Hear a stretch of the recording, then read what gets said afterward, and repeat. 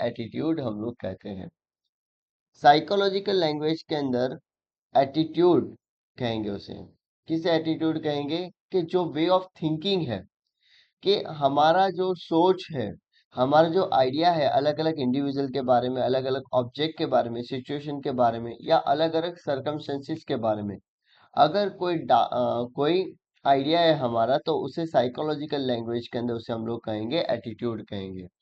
तो attitude give a shape to human behaviour, और इसी एटीट्यूड के थ्रू हम हमारा बिहेवियर भी चेंज करते हैं। आप सबको पता ही है कि अगर कोई ऑब्जेक्ट हमें पसंद नहीं है, ठीक है, तो उस ऑब्जेक्ट को देखकर हमारे फेस के एक्सप्रेशन चेंज हो जाते हैं।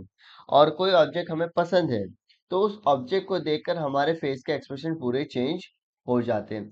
तो बिहेवियर और एटीट्यूड ये दोनों इक्वल है।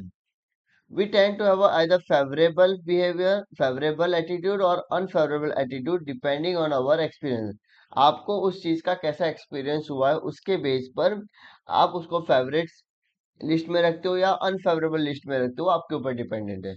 अब एक ही ऑब्जेक्ट के ऊपर, फॉर एन एग्जाम्पल कि अगर मैं आप लोगों को बात करूँ कि गूगल मीट को ही ले लेते हैं, तो गूगल मीट के बारे में अगर आपका एक्सपीरियंस अच्छा है तो आप डेफिनेटली उसकी तारीफ करोगे। अगर गूगल मीट के बारे में आपका एक्सपीरियंस अच्छा नहीं है तो डेफिनेटली आप उसकी क्या करोगे? बुराई करोगे। ठीक है, तो ये पूरा टॉपिक रहता है। तो ये जो थिंकिंग है, इस थिंकिंग को हम कहेंगे एटीट्यूड कहेंगे।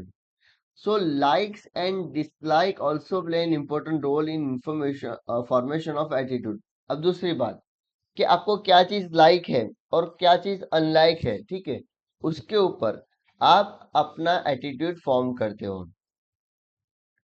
तो मान लो कि यहाँ एग्जांपल दिया है कि वेजिटेबल्स का एग्जांपल दिया है, तो जैसे हम लोग कल डिस्कस कर रहे थे क्लास में कि वेजिटेबल जो है, वेजिटेबल का ऐसा सिचुएशन है कि सभी लोगों को सभी वेजिटेबल पसंद नहीं है।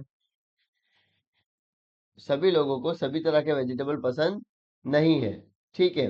तो ये जो वेजिटेबल पसंद नहीं है, तो उसकी वजह से हम क्या करेंगे कि भाई उस वेजिटेबल को हम पसंद भी कर सकते हैं और नहीं भी पसंद कर सकते हैं, ठीक है। जब वेजिटेबल हम देखेंगे तो हमें क्या लगेगा? मान लो कि करेला ले लो। करेला देखकर कुछ लोगों को अच्छा लगता है, कुछ लोगों को अरे यार क्या करेला है, ठीक है। तो ये चीज है। अब उसी बात को अगर हम हमारे फ्रेंड्स के बारे में देखें या हमारे स्कूल के बारे में देखें या किसी भी चीज को, तो फेवरेबल कंडीशन में यस और नो का आंसर आना जरूरी है। We can know the attitude and its direction. अगर आपका यस का आंसर आ रहा है तो डेफिनेटली आप पॉजिटिव वे में जाओगे। अगर आपका नो का आंसर आ रहा है तो डेफिनेटली आप उसको पसंद नहीं करते हो, आप उसका बिहेवियर आपका चेंज हो जाएगा। Normally attitude is either positive और नेगेटिव। एटीट्यूड कैसा हो सकता है? पॉजिटिव भी हो सकता है और नेगेटिव भी हो सकता है। और एटीट्यूड कैन बी ओवर्ट और कॉवर्ड, ठीक है। तो हमें पता है कि ओवर्ट क्या होता है और कॉवर्ड भी क्या होता है, हमें वो भी पता है। It can be seen our language. कहाँ कहाँ हम एटीट्यूड को देख सकते हैं? हमारी लैंग्वेज के अंदर, ठीक है, हमारी बिहेवियर के अंदर। हमें क्लास नहीं मिला था, ठीक है लक्ष्मी, तो हमने क्या किया था? हमारा बिहेवियर चेंज हो गया था ना, ठीक है। हमारा रिलेशनशिप विद अदर्स, है ना, कैसा हमारा रिश्ता है दूसरों के साथ, तो उसके बेस पर भी हम हमारा एटीट्यूड फॉर्मेशन कर सकते हैं, ठीक है। तो अगर हम उसको थोड़ा देखें अकॉर्डिंग टू साइकोलॉजिकल कि एटीट्यूड क्या चीज है, ठीक है, तो हाउ इज फॉर्म, कैसे डेवलप होता है, उसके लिए क्या क्या डेफिनेशन है। A form negative thought is a prejudice. अब उसी चीज को पॉजिटिव अगर है, अगर आपकी थिंकिंग पॉजिटिव है, याद रखना ये दो वर्ड, अगर आपका थिंकिंग पॉजिटिव है तो इसे हम लोग कहेंगे एटीट्यूड कहेंगे, हाँ, याद रखना इसे। आप उसको अगर पॉजिटिव वे में देख रहे हो तो वो आपका एटीट्यूड है। अगर उसी चीज को आप नेगेटिव के बारे में सोचोगे, ठीक है, तो वो आपका क्या हो जाएगा? प्रिजुडाइज हो जाएगा। तो prejudice take place in opposition to attitude and always create a negative effect, है ना। जैसे मैंने बताया अभी कि करेला है, तो करेला देखकर सभी के चेहरे पर खुशी नहीं आती है, ठीक है। तो करेले की जो खासियत है, तो जिसको पसंद है वो उसका एटीट्यूड बताएगा और जिसको नहीं पसंद है उसका प्रिजुडाइज कंफर्म करेगा, ठीक है। तो prejudice leaves a lasting impression on the behavior of the individual as well as the people of a living in the society. Prejudice is the cause of a social conflicts, है ना? prejudice क्या है? देखिए, cause of a social conflicts, हमारे जो social conflicts होते हैं, social discriminations होते हैं, तो इन सब का जो मेन पार्ट है वो कौन है? प्रिजुडाइज है। चलो, प्रिजुडाइज ये होता है बेटा कि प्रिजुडाइज के अंदर हम हमारे ऑब्जेक्ट के रिलेटेड नेगेटिव बातें करेंगे। जैसे मैंने बताया कि मान लो कि तुम्हें करेला पसंद नहीं है, तो करेले के बारे में तुम्हारी सोच नेगेटिव है, तो ये जो नेगेटिव सोच है उसे हम लोग साइकोलॉजिकल लैंग्वेज में उसे प्रिजुडाइज वर्ड यूज करेंगे। क्लियर? ओके, चलो, नाउ सबसे पहले एटीट्यूड को हम लोग देखते हैं। एक एक एटीट्यूड के बारे में पूरा टॉपिक है और दूसरा टॉपिक है प्रिजुडाइज। तो इस चैप्टर में हम लोग दो ही टॉपिक के बारे में पढ़ने वाले हैं, एक एटीट्यूड के बारे में और एक प्रिजुडाइज के बारे में। तो उसी सबसे पहले एटीट्यूड की डेफिनेशन देख लेते हैं कि एटीट्यूड की डेफिनेशन क्या दी गई है। Meaning and nature of attitude. Attitude is a consistent learn an impulsive response or behavior toward a specific object or individual or situation। तो एटीट्यूड जो है, पहली बात यहाँ क्या वर्ड यूज किया है? कंसिस्टेंट यूज किया है। कंसिस्टेंट से मतलब क्या है? वो कंटिन्यू होना चाहिए। दूसरी बात, एटीट्यूड लर्न है, एटीट्यूड बाय बॉर्न होता नहीं है। और तीसरा, वो एक तरह का इम्पल्सिव रिस्पॉन्स और बिहेवियर है। किसके थ्रू बिहेवियर है? ठीक है, किसके अगेंस्ट में बिहेवियर है? तो कि आपका जो भी ऑब्जेक्ट है या कोई भी स्पेसिफिक इंडिविजुअली या किसी स्पेसिफिक सिचुएशन की तरफ आपका इंडिविजुअल बिहेवियर जो आपने सीखा है, और वो सीखा हुआ बिहेवियर बार बार आता है। ठीक है, आज मूड नहीं है और अपने करेले के बारे में अलग बोल दिया, वो चीज अलग है। ठीक है, लेकिन आपको करेला देखकर आज भी खुशी होती है, कल भी खुशी होती है और बार बार खुशी होती है। ठीक है, तो वो आपका एटीट्यूड होता है। आज पहली बार देखा और पहली बार खुशी हो गई तो आपका एटीट्यूड होगा नहीं, याद रखना ये वाला, क्योंकि वो कंसिस्टेंट है। कंसिस्टेंट का मतलब है वो रेगुलर होना चाहिए। Second thing, attitude is a mental and A neural state. भाई क्या है एटीट्यूड? एक तरह का मेंटल एंड न्यूरल स्टेट है ऑफ रेडीनेस टू रिस्पॉन्ड, कि ऑब्जेक्ट को देखकर आप बिल्कुल रेडी हो रिस्पॉन्ड करने के लिए टू अ स्पेसिफिक ऑब्जेक्ट, एक पर्टिकुलर ऑब्जेक्ट के थ्रू, इंडिविजुअल या situation with which is with which it is related। ठीक है, ये गॉर्डन ऑलपोर्ट ने दिया है, और एग्जामिनेशन के point of view Gordon Allport की डेफिनेशन बहुत इंपॉर्टेंट होती है, तो याद रखना ये। When people evaluate any aspect of their social world like object, thoughts, even individual social group either in a positive or a negative way and respond it, then it called the attitude। Baron and Baron ने क्या definition दिया है कि कोई भी इंसान उसके आसपास रहे object, thoughts, event, individual, social group को इवेल्युएट करता है, ठीक है, तो उसे हम लोग क्या कहेंगे? एटीट्यूड कहेंगे। Attitude represent the fundamental factor of all facet of thoughts. सीधी बात है। ईटो और कैसिफोटो ने क्या डेफिनेशन दे दिया है कि एटीट्यूड रिप्रेजेंट करता है, क्या रिप्रेजेंट करता है? Fundamental factor of all facets of thoughts. आपके जो भी थॉट्स हैं वो सारे थॉट्स की फंडामेंटल प्रेजेंट करने वाला जो चीज है उसे हम कहेंगे एटीट्यूड कहेंगे। ठीक है, आई होप कि आप लोग आपके साथ टेक्स्ट बुक लेकर बैठे होंगे, क्योंकि टेक्स्ट बुक के साथ अगर आप पढ़ोगे तो आपको बहुत अच्छी तरह से समझ में आएगा। Every society has got a wide variety of a tradition, value, culture, moral thinking, lifestyle, etc. है ना? सभी सोसाइटी को अगर आप ऑब्जर्व करोगे तो सभी सोसाइटी के अंदर बहुत सारे अलग अलग ट्रेडिशन है, वैल्यूज है, कल्चर्स है, मोरल्स है, थिंकिंग है, लाइफस्टाइल है। सभी सोसाइटी की ये सब चीज अलग अलग होती है। ठीक है, जो अपने अपने एटीट्यूड और बिहेवियर के अंदर टाइम टू टाइम चेंज होती रहती हैं। They also change the human values, और इसी के साथ आपकी ह्यूमन वैल्यूज और उसके गोल्स भी चेंज होते हैं। तो ऊपर की डेफिनेशन से हमने कुछ पॉइंट्स क्लियर किए, तो देखते हैं कौन से पॉइंट है हमने देखे। सबसे पहला पॉइंट है, attitude is a psychological behavior of the individual arising out of a mental cognition, है ना। तो क्या बता रहा है, ये एक तरह का साइको फिजिकल बिहेवियर है जो इंडिविजुअल अराइज करता है, कहाँ से, तो कि उसके मेंटल कॉग्निशंस की वजह से। Attitude give a direction to the human behaviour and leads him to a give a response. Attitude क्या करता है, ह्यूमन को डायरेक्शन देता है, बराबर, कि आपको कैसा रिस्पॉन्स करना चाहिए। As every individual possesses a different attitude, the reaction to them is also different. जैसे मैंने बताया कि एक ऑब्जेक्ट के बारे में हम सबका बिहेवियर अलग अलग होता है, भले ऑब्जेक्ट सेम हो। आप लोगों ने भी क्लास में बहुत बार ऑब्जर्व किया होगा इस बात को, कि जैसे एटीट्यूड, जैसे ऑब्जेक्ट चेंज हो जाता है, सबका एटीट्यूड चेंज हो जाता है। ठीक है, तो आई होप कि यहाँ तक आप लोगों को कोई डाउट नहीं होगा। ठीक है, एटीट्यूड और उसकी डेफिनेशन आप लोगों को क्लियर होगी। Is it clear? Okay, next, nature of attitude, है ना। तो every object has a nature, वैसे ही अपने एटीट्यूड की भी नेचर है। हाँ, नेचर से याद आया, एग्जामिनेशन के अंदर एक नेचर के रिलेटेड क्वेश्चन था, उसमें एक दो स्टूडेंट ने बहुत कबले किए, तो प्लीज नेक्स्ट टाइम ध्यान रखना। नेचर ऑफ एटीट्यूड की अगर हम बात करें, तो सबसे पहला, attitude is not inborn but a learn reaction.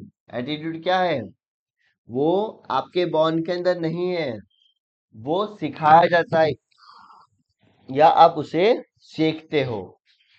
Attitude जो है वो बाय बॉर्न नहीं होता, आपको वो चीज सिखाया जाता है या आप उसको सीखते हो। Attitude are form on the basis of the way in which individual is brought up in the family, है ना। तो एटीट्यूड कहाँ से फॉर्म होता है, कि आप कौन सी तरह की फैमिली में आप ब्रॉट अप हुए हो, आप बड़े हुए हो, ठीक है, उसके अकॉर्डिंग आपकी थॉट्स, आपके एटीट्यूड्स होंगे। आपकी स्कूल, आपकी सोसाइटी, आपका कल्चर, है ना, इन सब के बेस पर आपका एटीट्यूड फॉर्म होगा। For an example, if a child tell the mother that he does not want to eat vegetable, then the mother give other optional food item to the children to eat, है ना। एक बार बच्चे ने बोला कि mummy मुझे vegetables नहीं खाना है, तो मम्मी क्या करेगी, उसके लिए कुछ और खाने का बंदोबस्त कर देगी। तो इससे पता चला हमें ये, कि जब जब बच्चे को किसी चीज पसंद नहीं आती है ना, तो mother give him other option to choose from, है ना।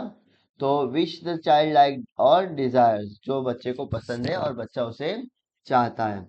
इन द सेम वे एटीट्यूड का also be form in children regarding TV program, cartoon, serial etcetera. तो हमारे घर में भी काफी बार आप लोगों ने ऐसा ऑब्जर्व किया होगा, कि एक बार अगर मम्मी ने ऑप्शन दिया, तो नेक्स्ट टाइम हम मम्मी को यही बोलेंगे, नहीं यार मम्मी, पिछली बार तो तूने ऐसा दिया था, तो ऐसा कुछ देना, ठीक है, राइट। एग्री करते हो इस बात को आप लोग, है ना। नाइस, चलो, attitude are relatively permanent. Permanent से यहाँ क्या मतलब है, कि एक बार आपकी जो सोच आपने कर ली, वो सोच आपकी हर बार रहती है, ठीक है। एटीट्यूड जो है, एक बार आपका हो गया, वो बार बार सेम ही होगा, through out the your life style, through out the your life, पूरी जिंदगी आपका वो बिहेवियर, वो आपका एटीट्यूड चेंज होने वाला नहीं है। Attitude form on the basis of experience are stable, permanent and bring long term changes in the behaviour, है ना। तो एटीट्यूड क्या करता है, वो एक तरह का स्टेबल रहता है, परमानेंट रहता है, और आपके बिहेवियर में लॉन्ग टाइम तक चेंज रखता है। Sometime difficult to change also, और कभी कभी तो ऐसा हो जाता है कि उसके बारे में आपका एटीट्यूड चेंज करना मतलब लोहे के चने चबाने जैसा है, ठीक है।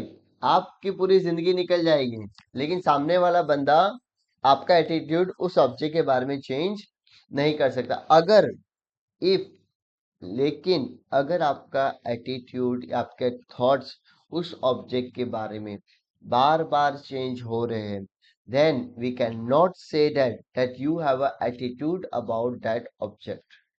Is it clear? तो एटीट्यूड क्या है?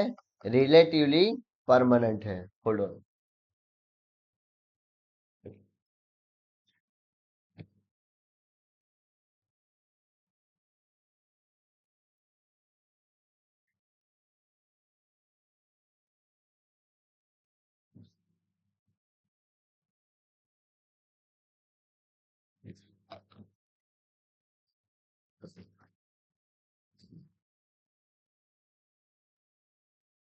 चलो,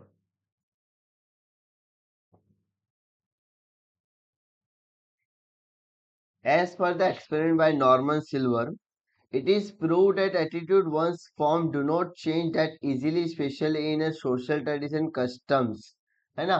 हाँ, मान लो कि आपकी लाइफस्टाइल के बारे में एक बार आप अपना एटीट्यूड चेंज कर सकते हो, बट अबाउट योर ट्रेडिशंस, आपकी पर्टिकुलर सोसाइटी के जो ट्रेडिशन है, आपकी पर्टिकुलर सोसाइटी के जो कस्टम्स है, उस कस्टम के रिलेटेड आपका एटीट्यूड कभी चेंज होगा नहीं। आपके फोर फादर्स ने आपको जो सिखाया है, ठीक है, वही चीज आप अपने ग्रैंड चिल्ड्रन को या चिल्ड्रंस को सिखाओगे। For an example, or year together, many thinkers, social reformer, religious leaders, etc., have tried eradicate caste system, child marriage, untouchability, etc. है ना? काफी टाइम पहले कुछ सोशल रिफॉर्मर्स थे, रिलीजियस लीडर्स थे, उन्होंने ट्राई किया था एरिडिकेट करने के लिए, निकालने के लिए। क्या निकालना था उनको? कास्ट सिस्टम, चाइल्ड मैरिज और untouchability. But still many society are not ready to accept the change and still practice it. है ना? तो ये चाइल्ड मैरिजेस वाला तो अभी भी लाइव एग्जांपल हमारे हमारे पास हो है। ठीक है, आपको पता ही है कि चाइल्ड मैरिज जो है, आज भी काफी सारे कास्ट ऐसी है कि जहां पर चाइल्ड मैरिज आज भी अवेलेबल है, लोग करवाते हैं बच्चों की चाइल्ड मैरिज। बट स्टिल, है ना, बहुत सारे उसमें चेंजेस आए तो सही है, लेकिन काफी सारी ऐसी रिलीजियस कम्युनिटीज है कि जो इसको आज भी प्रैक्टिस करते हैं। तो एटीट्यूड जो है वो क्या रहता है? परमानेंट रहता है, उसको हम चाहकर भी चेंज कर सकते नहीं है। या अगर हम ये कह सकते हैं कि एटीट्यूड चेंज करना अबाउट टू इम्पॉसिबल है ना? पॉसिबल है, लेकिन 99% इम्पॉसिबल है, 1% पॉसिबल है। कि डिपेंड कि आप उसके ऊपर कितना एफर्ट्स और किस तरह से ट्राई कर रहे हो। Attitude is to relate the individual और ऑब्जेक्ट। याद रखना, एटीट्यूड किसके रिलेटेड रहता है? किसी इंडिविजुअल के थ्रू या किसी ऑब्जेक्ट के थ्रू रहता है। Attitude is an individual's personal reaction or behavior towards a specific thing or object. They are unique or a typical characteristic of a person. As per all part, attitude is a mental readiness to respond to a specific object, individual situation. A attitude encourage an individual to react either in favor or opposition of an object. ठीक है, तो attitude हमेशा किसी individual के बारे में होगा या तो किसी ऑब्जेक्ट के बारे में होगा। अल्टीमेटली इस टर्म के अंदर ये कहा गया है कि जब वो ऑब्जेक्ट, सिचुएशन या इंडिविजुअल आपके सामने आता है, then you are ready to respond to that person, that object और that situation. That is called the attitude.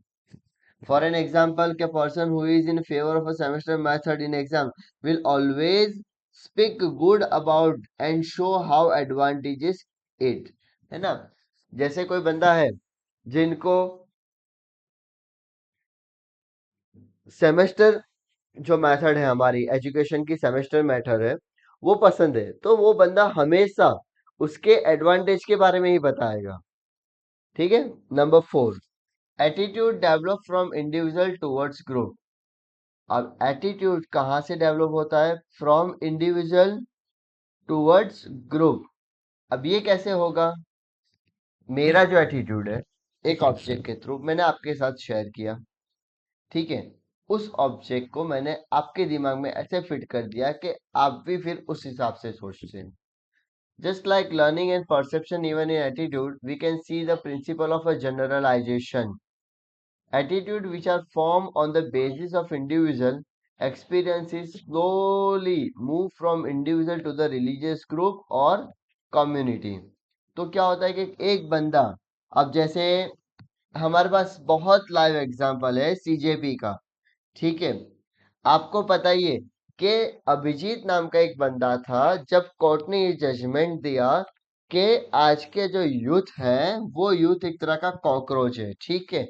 तो इसी वर्ड से अभिजीत जी ने क्या किया, पूरा एक कॉकरोच जनता पार्टी बना दिया। और आप जानते हो उसका क्या रिएक्शन हुआ है, क्या इफेक्ट हुआ है, ठीक है। तो एक बंदे का जो एटीट्यूड था, उसने क्या किया कि वो खुद का एटीट्यूड उसने लोगों के अंदर डेवलप कर दिया, बराबर है। ये लाइव एग्जांपल हमारे सामने है ये वाला। आप उसको बहुत अच्छी तरह से, आप लोगों ने न्यूज में भी बार बार उसके बारे में देखा होगा। Slowly move from individual to the religious group or community to which he belong, and everybody start reacting the same way as he. For example, many times it has been observed that when a girl from rich family gets married to a boy of middle class family, people assume that she come from rich family, she will not do any work, and on the basis of this they generalize that, है ना। तो यहाँ कौन सा example उन्होंने दिया है कि एक लड़की है, बहुत रिच फैमिली से बिलोंग करती है, और ये लड़की कहाँ शादी हो रही है, एक मिडिल क्लास फैमिली के लड़के के साथ उसकी शादी हो रही है। तो जब हम ऐसा सुनते हैं कि रिच फैमिली की लड़की है, मिडिल क्लास में शादी है, तो डेफिनेटली वो किसी भी तरह का वर्क नहीं करेगी, लोगों ने ये एज्यूम कर लिया है, ठीक है। तो ये एजप्शन आया कहाँ से, ताकि एक बार उन्होंने देखा होगा ऐसा कि भाई कोई रिच गर्ल की, रिच फैमिली की लड़की कुछ काम नहीं करती घर पे, और उसने अपने आप के लिए नौकर चाकर रखे हुए हैं, ठीक है। तो उस पर से एक पूरा स्टेटमेंट क्या आ गया, उस पर से पूरा स्टेटमेंट ये आ गया कि girls of a rich family are not good, है ना। क्यों नॉट गुड है, क्योंकि जो गर्ल है वो गर्ल प्रॉपरली घर के अंदर सब कुछ सेट नहीं करती है।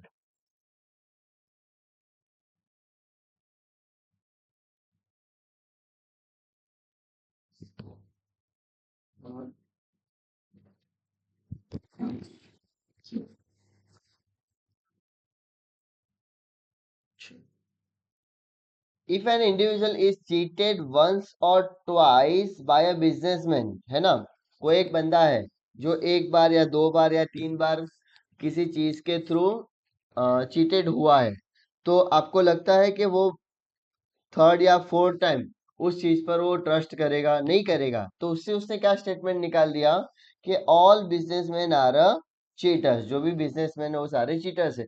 तो एक बंदे के साथ हुआ एक्सपीरियंस, वो धीरे धीरे किसके अंदर शेयर हो जाएगा, पूरे ग्रुप के अंदर शेयर हो जाएगा, ठीक है। तो इसीलिए हम कहते हैं कि एटीट्यूड जो है वो डेवलप होता है from individual towards a group. चलो, नेक्स्ट हमारा टॉपिक है attitudes are extended to groups. Member of the same group usually have a similar attitude. तो कि एक ग्रुप के मेंबर है, उन सबका एटीट्यूड भी सिमिलर होगा। They do not remain only to the individual but the whole group gets affected.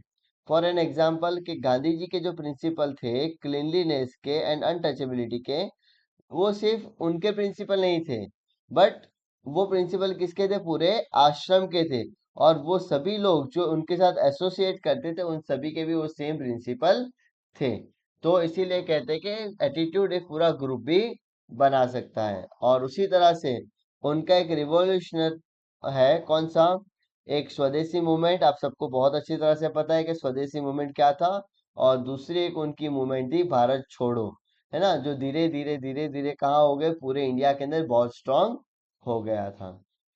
Next जो है हमारे पास, attitude are purposefully and full of feeling. हाँ बेटा बोलो।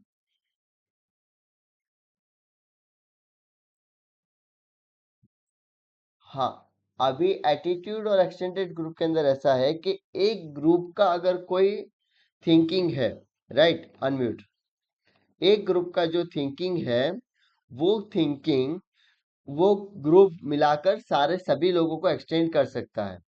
जैसे यहाँ बता रहे कि गांधी जी का एक प्रिंसिपल था क्लीनलीनेस एंड अनटचेबिलिटी का, ठीक है। गांधी जी हमेशा क्या मानते थे कि भाई साफ सफाई होनी चाहिए, और अनटचेबिलिटी मतलब ये होना चाहिए कि भाई पूरे कास्ट के अंदर किसी भी तरह की क्या नाम, कास्ट डिस्क्रिमिनेशन नहीं होना चाहिए, ठीक है, ये उनको मानना था ये। ठीक है, तो गांधी जी की ये थॉट थी, लेकिन गांधी जी के साथ जुड़े हुए जितने भी लोग थे उन सब की भी ये सेम थॉट थी कि भाई हमें समाज के अंदर अनटचेबिलिटी नहीं चाहिए। ठीक है, तो उनके उनके ग्रुप के अंदर जो है एक मेंबर से दूसरे मेंबर से तीसरे मेंबर से चौथे मेंबर पर गया, पांचवें मेंबर पर गया, छठे मेंबर पर गया, तो इस तरह से पूरा एक ग्रुप बन गया। ठीक है, तो ये attitude are extended to group हो गया। Clear? Okay. Attitude are purposefully and full of feelings. अब एटीट्यूड पर्पसफुली कैसे है और फुल ऑफ फीलिंग कैसे, उसके बारे में देखते हैं कि most of our attitude are purposeful and based on feeling, है ना। अब एटीट्यूड हमेशा पर्पसफुल होते, पर्पसफुल मतलब कुछ ना कुछ काम के लिए होते हैं, और फुल ऑफ फीलिंग होते हैं। They make an individual behave either in favour और ऑपोजिशन ऑफ अनदर ग्रुप और इंडिविजुअल, है ना। तो एटीट्यूड हमेशा या तो हमें ऑब्जेक्ट के फेवर में बात करने के लिए मोटिवेट करेगा, उसके ऑपोजिशन में बात करने के लिए मोटिवेट करेगा। Generally, attitude are not very firm. Even after having a very positive attitude towards a religion, many religious leaders are superstitious people are not ready to accept the scientific explanation of for religious practice. In the same way, people of a science background do not accept the preaching of a religious leader because they consider them to be a superstition. In this way, both the group oppose the view of each other as per their attitude. तो यहाँ क्या बताया कि generally जो होता है वो generally attitude directly form नहीं होता है। फॉर एन एग्जाम्पल की अगर बात करें कि एक रिलीजियस लीडर है, कोई भी XYZ नाम का बंदा है, रिलीजियस लीडर है। ठीक है, रिलीजियस लीडर से मतलब क्या है कि वो रिलीजियस बुक्स के अंदर बहुत ज्यादा मानता है और उसके रिलेटेड ही वो सारे थॉट्स वगैरह रखता है। अब इस सिचुएशन के अंदर जब वो कोई पर्पसफुल कोई एक सेंटेंस रखता है कि हमारी रिलीजियस बुक्स में ये चीज लिखी हुई है, ठीक है, तो जो साइंटिफिक बिलीव वाले जो बंदे हैं, वो साइंटिफिक बिलीव वाले बंदे उस चीज को explanation as a scientific accept नहीं करेंगे। क्यों नहीं करेंगे? क्योंकि उनका मानना ये है भाई ये चीज पॉसिबल ही नहीं है। ठीक है, तो इसलिए वो एक्सेप्ट नहीं करेंगे। तो यहाँ पर एटीट्यूड जो होता है वो पर्पसफुल होता है कि आपने एटीट्यूड रखा है तो उसके पीछे किसी किसी भी एक तरह का एम डेफिनेटली आपका होगा, और उसके पीछे आपकी फीलिंग्स भी होगी, है ना। तो ये चीज यहाँ पर बताई गई है। चलो, नेक्स्ट जो है वो है attitude show like and dislike of an individual. Attitude क्या शो कर रहा है? Likes and dislike of an individual show कर रहा है। तो डेफिनेटली हमें पता ही है कि एटीट्यूड जो है वो हमारी ही फीलिंग्स है ना, हमारी ही थिंकिंग है, हमारी फीलिंग है, हमारी ही एक्ट है, guide direction by the attitude. Individual like to be in company of the people whom, है ना। तो कोई भी एक बंदा है वो किसको कंपनी बनाने का सोचेगा? कि जो बंदे उसके जैसे ही सोच रहा है ना, और उसी तरह से आपकी लॉन्ग टर्म रिलेशनशिप क्रिएट होगा। तो आपके ग्रुप जो आपका ग्रुप बना है वो ग्रुप के अंदर एक कॉमन चीज क्या है? Because you all are the psychological student, ठीक है, साइकोलॉजी सब्जेक्ट स्टूडेंट्स। लेकिन आपके अंदर रहे हुए जो लाइक्स हैं, आपके जो सेम कैरेक्टरिस्टिक है, वो सेम कैरेक्टरिस्टिक आपको एक दूसरे के साथ बाइंड करके रखते हैं। और ये बॉन्डिंग जो है वो बॉन्डिंग लॉन्ग टाइम तक रहता है। Clear? Supposing he dislike a person, then he try to remain away from him.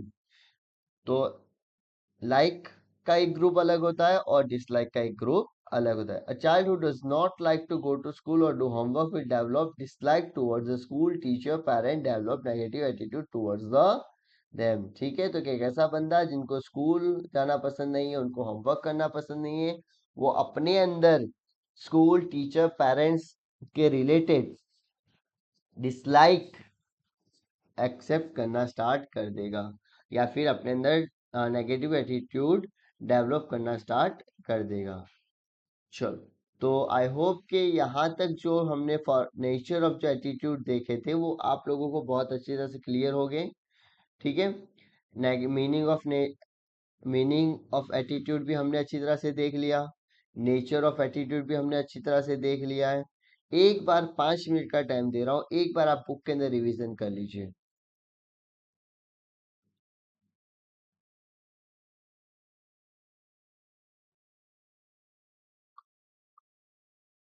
कौन सा बेटा? कौन सा?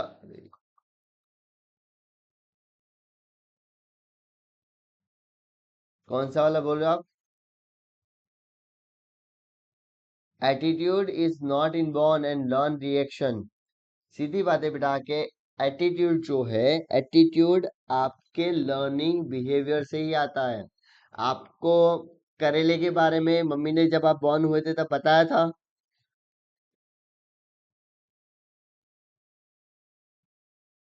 नहीं बताया था? तो आपको पता ही नहीं था तब करेला क्या था? कि आपको गॉड ने भी ऐसा बता के नहीं करेला कड़वा होता है, ऐसा गॉड ने बना के बताया था आपको? नहीं बताया था, ठीक है। तो जैसे जैसे हम बड़े होते हैं, हम वैसे वैसे चीजों को सीखते जाते हैं, और जैसे हम चीज सीखते जाते हैं, वैसे वैसे हम हमारा एटीट्यूड फॉर्मेशन करते जाते हैं। क्लियर? हाँ जी। लक्ष्मी क्लियर बेटा? ओके, चलो।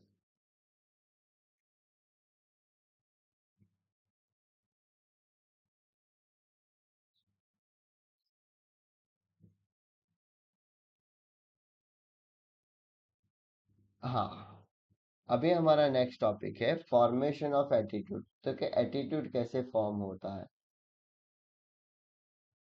हर एक चीज फॉर्मेशन तो होती है ना। गॉर्डन ऑलपर्ट का डेफिनेशन एक्सप्लेन करें, ओके। तो देखते हैं गॉर्डन ऑलपर्ट का डेफिनेशन क्या बता रहा है। कि गॉर्डन ऑलपर्ट का डेफिनेशन ये बता रहा है कि attitude is a mental and a neural state जो आपको एक रिस्पॉन्ड करने के लिए रेडी करती है। कब? जब आप उस ऑब्जेक्ट, इंडिविजुअल या सिचुएशन को देखते हो तब। Clear? Good. Shall we proceed to the next topic?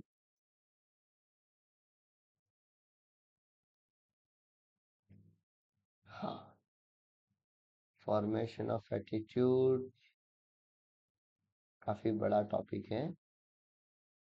आप एटीट्यूड को कैसे चेंज कर सकते हो वो वाला टॉपिक है काफी लंबा टॉपिक है ये। लेकिन हम फॉर्मेशन ऑफ एटीट्यूड कंप्लीट करके आज के लेक्चर को यहीं कंप्लीट करेंगे, ठीक है? चलो, एटीट्यूड फॉर्म कैसे होता है? सबसे पहले उसकी कुछ लर्निंग मेथड्स होती है जो हमें हेल्प करती है एटीट्यूड फॉर्मेशन के अंदर। भाई साहब, फिर से हमारा कौन सा कंडीशन आ रहा है देखो, classical conditioning and operant conditioning, ठीक है। ऑलरेडी क्लासिकल कंडीशनिंग क्या है? अरे रे रे रे, ऐसा क्यों बेटा? क्लासिकल कंडीशनिंग क्या है वो हमें पता है, ऑपरेंट कंडीशन क्या है वो भी हमें पता है। तो क्लासिकल कंडीशन से भी हम चीजों को सीखते हैं, और ऑपरेंट कंडीशन से भी हम चीज को सीखे हुए हैं। इवान पैवलो ने हमें बताया था, फूड सैलिवेशंस बेल, याद आया कुछ? ठीक है, तो दैट इज द हमारी क्लासिकल कंडीशन। और ऑपरेंट कंडीशन में कौन था? थॉर्नडाइक। थॉर्नडाइक ने क्या बताया था? Cat, puzzle box, light, light off, light on, है ना? तो ये दोनों चीज से हम एटीट्यूड फॉर्मेशन कर सकते हैं। चलो, let's begin to the classical conditioning. Classical condition means to join or to associate. In this process, a neural stimulus is associated with an established stimulus response connecting. तो क्या करता है कि इस प्रोसेस के अंदर हमारे जो न्यूरल्स है, वो न्यूरल्स, हमारे जो न्यूरल्स हैं वो न्यूरल्स एस्टैब्लिश होते हैं कि किसी भी एक तरह के स्टिमुलस को रिस्पॉन्स देने के लिए। पैवलो की जो स्टडी थी जिसमें food celebration reaction occur naturally, जब फूड रखा था तो क्या हुआ था? सलाइवा क्रिएट हुआ था ना। The reaction of a celebration that occurs due to the sound of the bell, और फिर क्या हुआ था? कि जब बेल बजा था तभी सलाइवा क्रिएट हुआ था, राइट? तो ये क्लासिकल कंडीशन थी इवान पावलो के through. The reaction of a salivation that occurs due to the sound of bell, a substitution for food, is called the classical conditioning. Due to this type of conditioning, many positive attitudes are formed. For example, when a mother breastfeeds her baby, it experiences satisfaction which is a natural. जब बच्चा mummy का दूध पीता है, ठीक है, तो उससे सेटिस्फाइड फील होता है, वो नेचुरल है। The baby will immediately show happiness on seeing the mother after many such experience of a breastfeeding. और आपने देखा भी होगा कि कोई छोटा बच्चा होगा, जब ब्रेस्ट फीडिंग कंप्लीट करेगा तो उसके चेहरे पर एक सेटिस्फेक्शन वाला फेस क्रिएट हुआ होगा, है ना? तो क्या हुआ हमारा क्लासिकल कंडीशन। तो इससे हमें ये पता चला कि presence of mother is enough to make the child feel happy and so will develop a positive attitude. Okay, तो क्लासिकल कंडीशन से हम कैसे क्रिएट कर सकते हैं पता है? अच्छा, इसमें एक वर्ड आया था, अगर आपको पता है तो री एनफोर्समेंट करके वर्ड आया था, है ना? तो इस वर्ड को थोड़ा दिमाग में रखना, क्योंकि वेरी सुन वो भी आप लोगों को उसके बारे में पढ़ना आएगा। चलो, उसके बाद आता है ऑपरेंट कंडीशन। ऑपरेंट कंडीशन किसने बनाया था भाई? थॉर्नडाइक ने बनाया था, है ना? थॉर्नडाइक था, थॉर्नडाइक के साथ दूसरा कौन था? तो कि उसके साथ एक कैट थी, और कैट के साथ तीसरा क्या था? तो कि एक पजल बॉक्स था, और उस पजल बॉक्स की एक और फैसिलिटी थी, और वो था क्या था? लीवर। और लीवर की एक और फैसिलिटी थी, लाइट ऑन एंड ऑफ। ठीक है, इतनी चीजें याद रखोगे तो ऑटोमेटिकली आपको थॉर्नडाइक का पूरा प्रैक्टिकल याद हो जाएगा। In this type of condition those responses operant to a B F Skinner, oh sorry sorry sorry sorry, my mistake,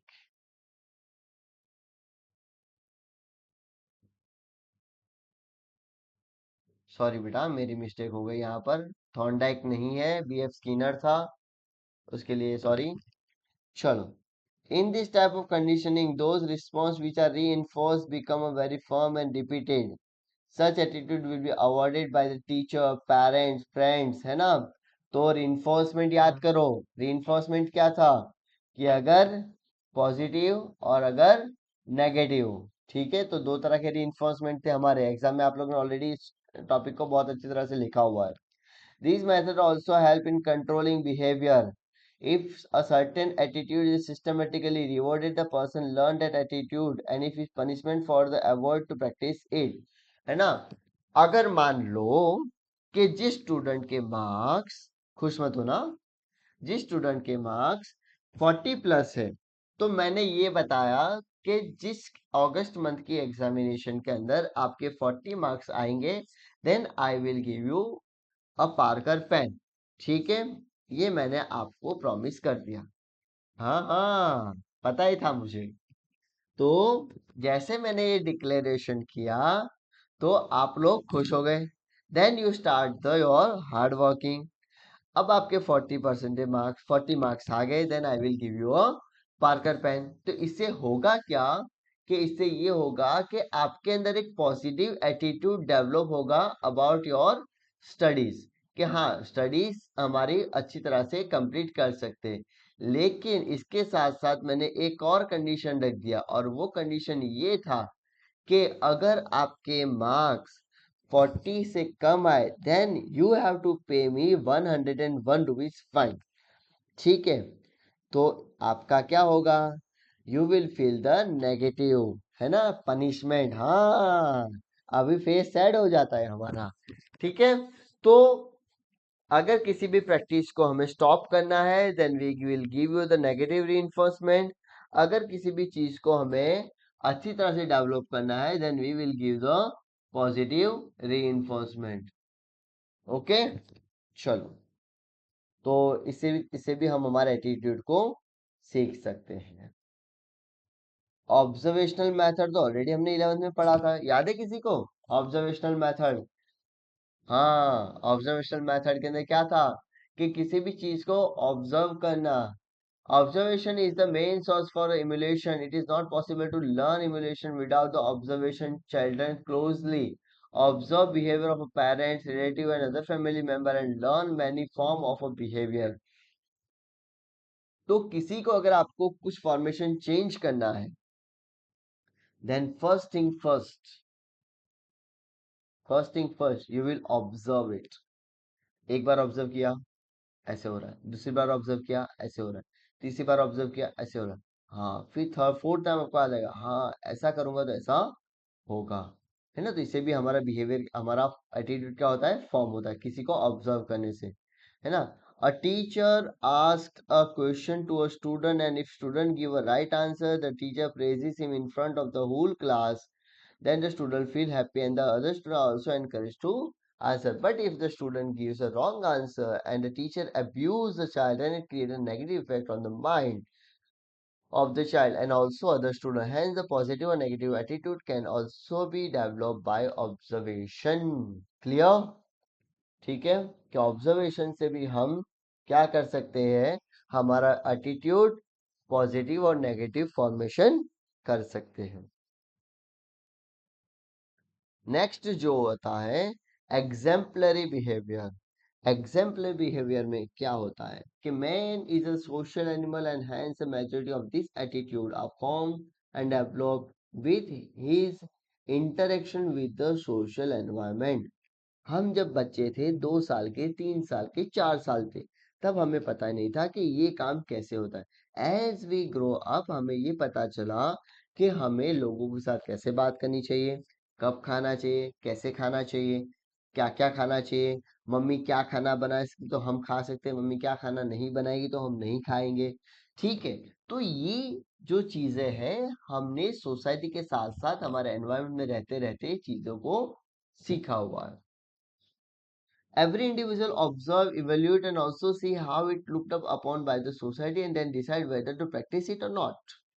सभी इंडिविजुअल एक्स वाई जेड सभी बंदे हर चीज को ऑब्जर्व करते हैं, चाहे आप हो, मैं हो या 5 साल का बच्चा भी क्यों ना हो, वो हर चीज को ऑब्जर्व करता है। ऑब्जर्व करने के बाद वो इस डिसीजन पर आता है कि क्या मुझे इस चीज को प्रैक्टिस करना चाहिए या नहीं करना चाहिए। ठीक है, 5 साल के बच्चा अगर उस तरह की प्रैक्टिस कर रहा है देन मदर विल स्टॉप कि ये बात बुरी है, ये बात नहीं करनी चाहिए, देन इट विल स्टॉप। लेकिन अगर हम हमारी बात करें तो हमें पता है अच्छा क्या है, बुरा क्या है। हम हमारे बेस के ऊपर हम ये डिसाइड कर सकते हैं भाई हमें उसको प्रैक्टिस करना चाहिए या नहीं करना चाहिए। Usually, every individual evaluate and perceive attitude of the other people in a wide variety of way, but it can be said that only that behavior is exemplary, which is accepted by the society. है ना। तो हम क्या करते हैं, हम यही कर बिहेवियर करते हैं जो बिहेवियर सोसाइटी को एक्सेप्टेड है।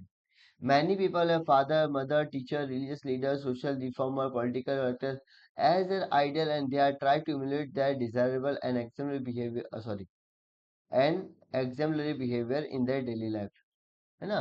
तो काफी सारे लोग अपने मम्मी पापा, टीचर, अपने लीडर, अपने सोशल रिफॉर्मर, इनके बेस के ऊपर ही अपना बिहेवियर, अपना एटीट्यूड फॉर्मेशन करते हैं। जैसे एग्जाम्पल के तौर पर अगर हम लेते हैं कि गांधी जी ले लो, तो गांधी जी क्या मानते थे, सिंप्लिसिटी, उनका बिहेवियर अच्छा था, language was always in a relation to his principle of a truthfulness, है ना। उनकी बातें हमेशा कैसी होती थी, सच्ची होती, तो कभी झूठ नहीं बोलते थे। डिटर्मिनेशन, वो हमेशा अपनी प्रेयर में करते, उनका डिटर्मिनेशन फिक्स था। ये जो एग्जाम्पल था सारा पॉजिटिव एटीट्यूड का एग्जाम्पल था और उसके फॉलोअर्स भी उनको फॉलो करते थे। Many great people like doctor Jayaprakash Narayan को ले लो, स्वामी विवेकानंद को ले लो, एपीजे अब्दुल कलाम को ले लो, Amitabh Bachchan, Ambedkar, doctor Ambedkar, Shrimati Indira Gandhi, Kalpana Chawla, they have become a positive ideal of a people which reflect in their language, thinking and behavior. अच्छा, इस पर से एक मुझे क्वेश्चन आता है, क्या आपको पता है गांधी जी के पॉलिटिकल गुरु कौन थे?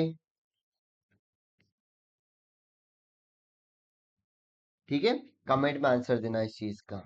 क्लियर? चलो, तो यहाँ पर ये बताया गया है कि जो आइडल को आप फॉलो करते हो आपका बिहेवियर उसी तरह होगा। अगर आप मुझे फॉलो करते हो तो डेफिनेटली एट सम पॉइंट आपका बिहेवियर मेरी तरह ही हो जाएगा। ठीक है, आपकी सोच मेरी तरह हो जाएगी, आपकी रहनी करनी खाना पीना सब कुछ मेरी तरह ही हो जाएगा, और आप टॉपिक को भी मेरी तरह ही प्रॉपरली एक्सप्लेन कर पाओगे। ठीक है, तो जिस आइडियल को आप फॉलो करते हो उसी आइडियल के रिलेटेड आपका बिहेवियर होगा। Clear? Clear? 1 2 3 4। Gopal Krishna Gokhale, yes, Gopal Krishna Gokhale is the political Guru of Gandhi ji. Google किया बेटा आपने? चलो, nice. Factor influencing attitude formation, हाँ, ये टॉपिक थोड़ा समझने लायक। ऐसे कौन से फैक्टर है कि जो एटीट्यूड बिलीव कर एटीट्यूड फॉर्मेशन में आपको इन्फ्लुएंस करते हैं। ठीक है, आपको धक्का मार दे, हाँ आपको ऐसा ही करना है। ठीक है, आपको इन्फ्लुएंस करते हैं, धक्का मारना तो नहीं कह सकते बट आपको इन्फ्लुएंस करते हैं। तो ऐसे कौन से हैं? तो कि सबसे पहला है फैमिली, क्योंकि पूरा दिन उसी के साथ रहते हो। सोशलाइजेशन सेकंड नंबर पे होता है, किसी एक ऐसे बंदे के साथ जिसको आप डायरेक्टली उसके साथ कनेक्टेड हो। और most and important thing, effect of a mass media. ठीक है, थोड़ा रिवीजन कर लो 2 मिनट के लिए।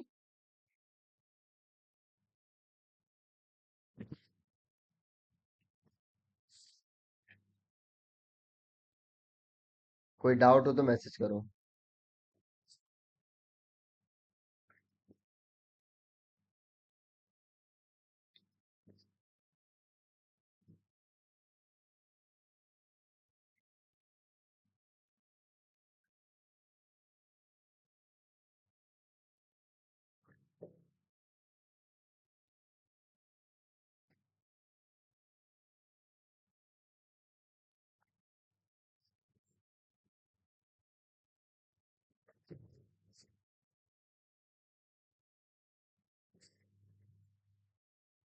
प्रोसीड, चले आगे।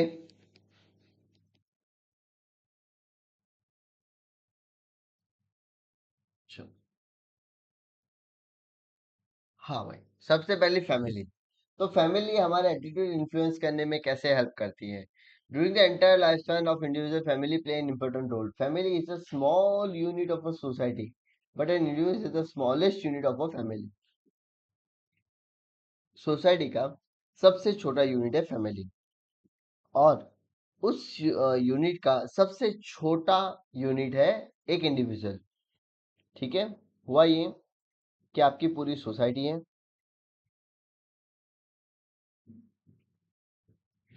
आपकी पूरी सोसाइटी है, क्या हो रहा है यहाँ पर?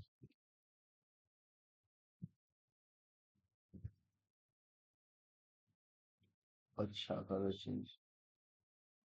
ओके, आपकी पूरी सोसाइटी है, उस सोसाइटी के अंदर सबसे छोटा पार्ट एक फैमिली है, और उस फैमिली का सबसे छोटा पार्ट एक इंडिविजुअल है। ठीक है, तो ये आपका सोसाइटी आ गया, ये आपका फैमिली आ गया, और ये आपका इंडिविजुअल आप आ गए। ठीक है, आप खुद यहाँ पर हो। ठीक है, चलो। Man is a social animal and is for him family life is very important. तो हर एक इंसान के लिए फैमिली बहुत इंपॉर्टेंट है। The most basic and primary knowledge about the socialization can be learned in a family. आपके घर के अंदर भी आपके मम्मी पापा काका काकी ही, चाचा चाची नाना नानी ही सभी फैमिली मेंबर्स हैं। वही फैमिली मेंबर्स आपको सभी चीज सिखाते होंगे। ऐसे करना है, ऐसे बिहेव करना है, ऐसे खाना खाना है, ऐसे रहना है, ऐसे कपड़े पहनने हैं। ठीक है, it is through parents and family members that child has contact with the social world. तो फैमिली मेंबर्स के थ्रू ही कोई भी एक बच्चा सीधा सोशल वर्ल्ड से कनेक्टेड रहता है। In family every member has a different role to play as per the age and experience.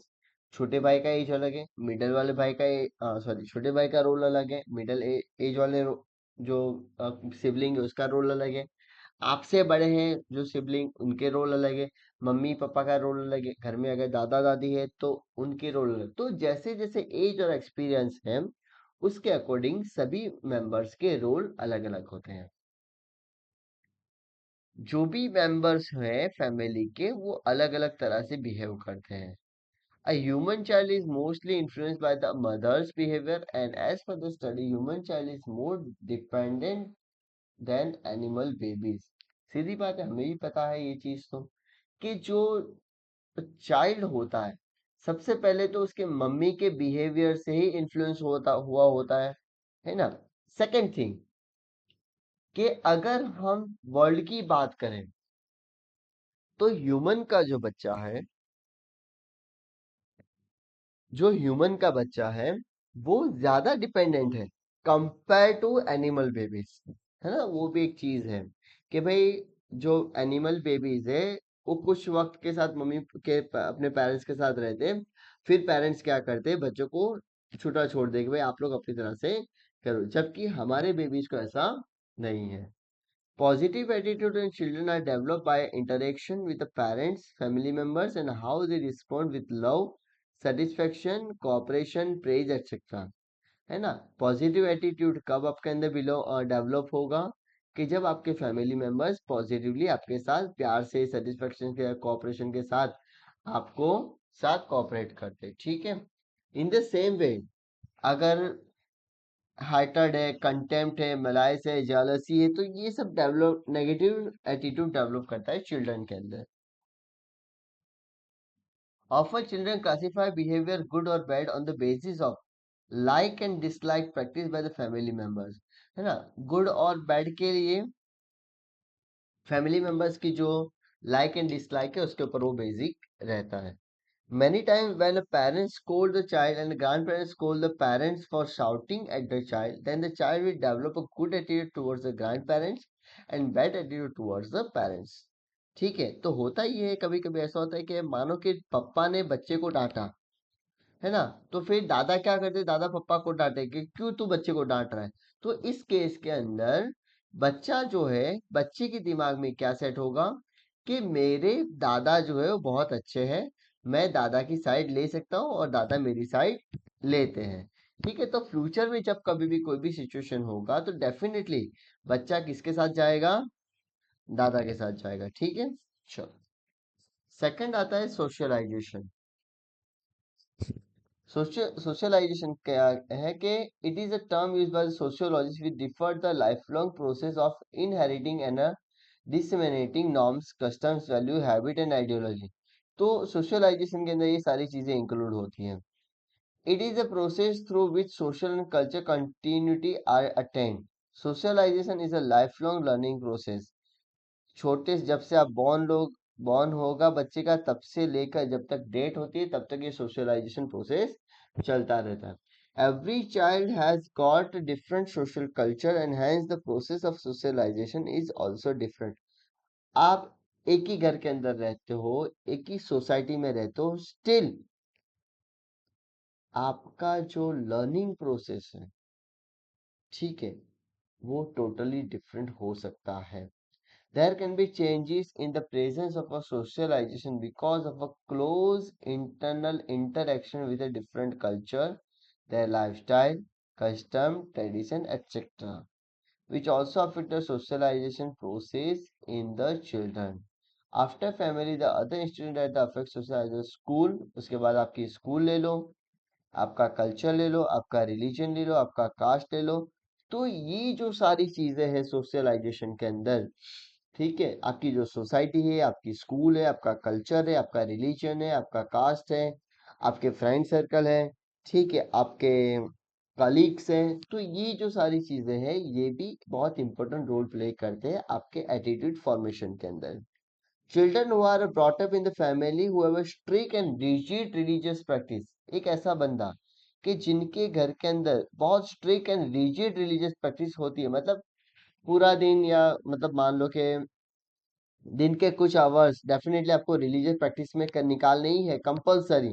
ठीक है, पेरेंट्स का इतना स्ट्रिक्ट रूल है, तो होगा क्या, have a positive attitude towards a religion, बराबर। तो क्यों पॉजिटिव क्यों होगा? क्योंकि पेरेंट्स ने उसको इस तरह से सिखाया हुआ है कि ये रिलीजियस है और रिलीजियस को आपको ऐसे ऐसे प्रैक्टिस करोगे तो उस प्रैक्टिस से आपको इतने इतने बेनिफिट होगी।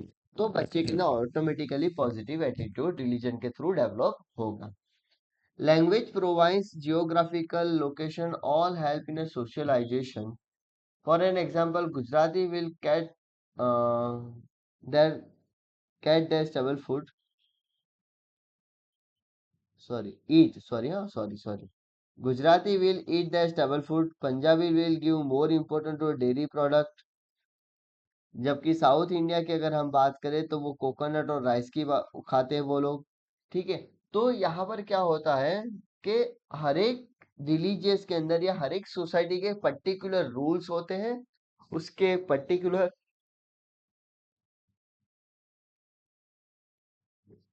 उसके पर्टिकुलर एक्शंस होते हैं, तो उसके अकॉर्डिंग ही उसको फॉलो करना है। तो जो भी पर्सन है वो पर्सन उस तरह से उसका एटीट्यूड फॉर्मेशन करेगा।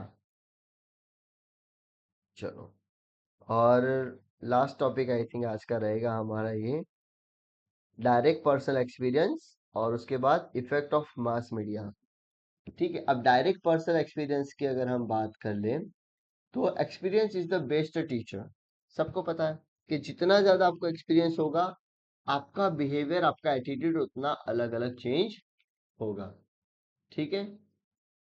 चलो, every individual learn from the experience. Individual experience are specific and their understanding is also based on the perspective of the individual. Many people in the same situation react differently because their experience, past knowledge, education and understanding is all different.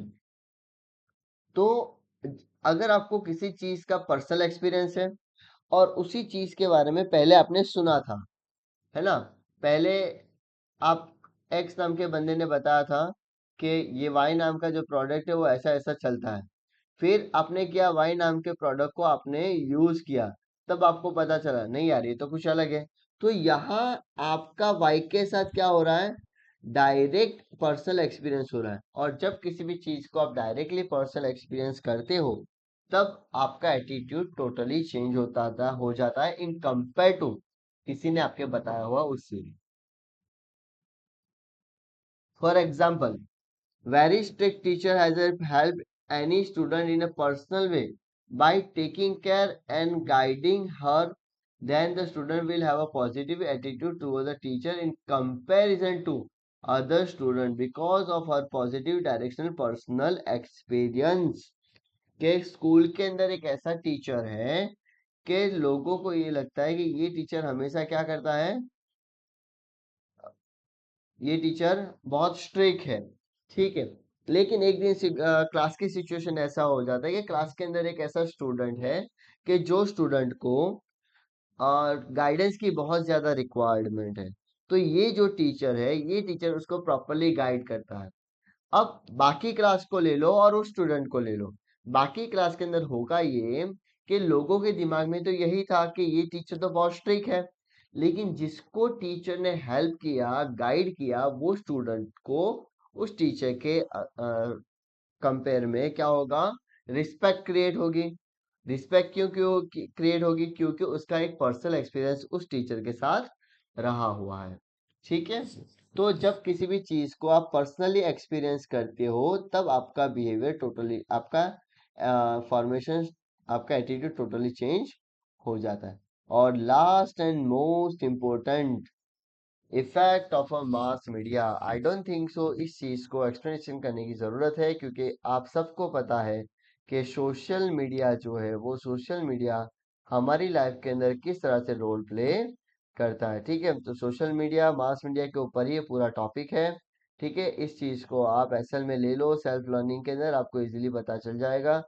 अगर short and sweet में आपको बता दूं कि हमारा जो अभी एक कैंपेन जो चल रहा था, उस कैंपेन के अंदर हमारे मोदी जी ने भी सोशल मीडिया का इस्तेमाल किया था और एक शॉर्ट यूट्यूब वीडियो उन्होंने अपने खुद के फोन से अपलोड किया था और उसके बाद ही आगे का प्रोसेस हुआ था। तो आज का ये लेक्चर हम यहीं पर कंप्लीट करते हैं। आई होप कि आप लोगों को बहुत अच्छी तरह से इस लेक्चर को क्लियर हुआ होगा, और कल फिर हम एक नए टॉपिक के साथ फिर ट्राई करेंगे इसको कंप्लीट करने के लिए। Thank you very much. हाँ बोलो।